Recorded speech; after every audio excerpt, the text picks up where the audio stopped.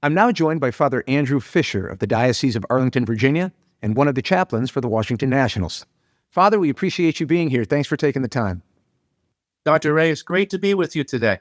Great. So a lot to talk about. What has sports revealed to you, or being engaged in sports, both as an athlete, now as a chaplain, dealing with at the highest level of sports? How does sports relate to faith? How does faith relate to sports? How do you see those two speaking to one another and, frankly, being at the service of one another? Dr. Ray, I got to tell you, when I graduated from college and entered the seminary, I kind of wondered, why did I have all these years and success in sports and now it's gone? But it was amazing as a seminarian and as a young priest that sports is actually a tool of evangelization, that it's a common language, that when I gave talks or spoke with people, they understood metaphors from sports or examples of sports. It was also interesting for people that perhaps would never sit down and talk to a Catholic priest.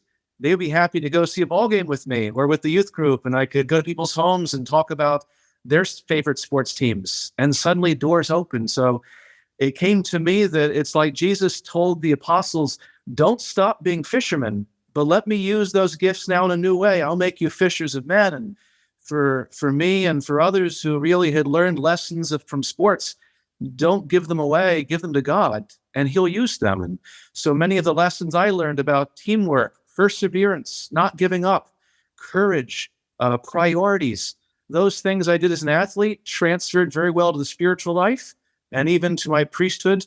And also when I talk to husbands and fathers, the same. So the faith of athletes is not something you hear a lot about, and that's understandable, but you've seen faith in this space, in this professional space. I wonder if you could just say, what's it mean to have mass in a stadium? What's it mean for players to have access to a priest, even if they're not Catholic? What in general have you sort of learned about the importance of faith in this space? When I was first contacted about 15 years ago by Catholic Athletes for Christ that oversees the spiritual ministries to professional athletes, but also to athletes at every level, grade school, high school, college, minor leagues. Their mission is to provide for the spiritual needs of all athletes. For 15 years, I've had the honor of saying Mass for the Washington Nationals. And it's incredible because these players and coaches and staff, they're real people. They have the same struggles everyone else does. And they are constantly on travel. They're constantly under pressure. They have a really demanding schedule. They will play in 3 cities in 1 week. And the one constant they have in their busy and crazy life is the faith, that wherever they go for weekend games, they know in advance where the Mass will be, what time it will be. And many of the players have said they look forward to Sunday because that Mass, that gathering of Catholics, both the home team and the visiting team, it's a little spiritual oasis for them. It's the piece of stability and purpose in a week that's a roller coaster. And at Mass, it's beautiful when the players will do the readings at Mass. Some of them will be altar servers. And for many of the players, it's also a chance for Mass, confession, ask questions.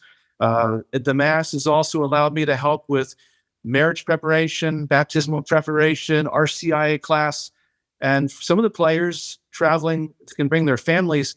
It's beautiful to see them with their wives and children there. In fact, one player a couple of years ago brought his wife and kids, and after Mass, he said, "Father, I know my kids will remember me as a father playing on the field, but I want them to remember that their dad was at Mass with them on Sundays too."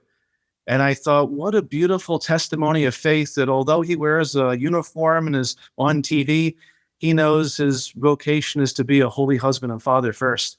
And he did that even as a baseball player. You are in a space that most people don't associate with faith. You're also a pastor of a church, and when most people look at the big picture or just look at the news, it's what's happening to faith in America, et cetera, et cetera. And yet you've seen and radiate so much hope because you see the power of the gospel. I wonder if you could end our interview by talking to our brother Knights about the signs of hope you see in the work you're doing. Absolutely. You will see a baseball player on the field for perhaps 2 to 2.5 hours. You don't realize behind the scenes the other work that goes on. And the same is true in a parish. We have a lot of Knights of Columbus in my parish. I have a beautiful council, and they are the backbone.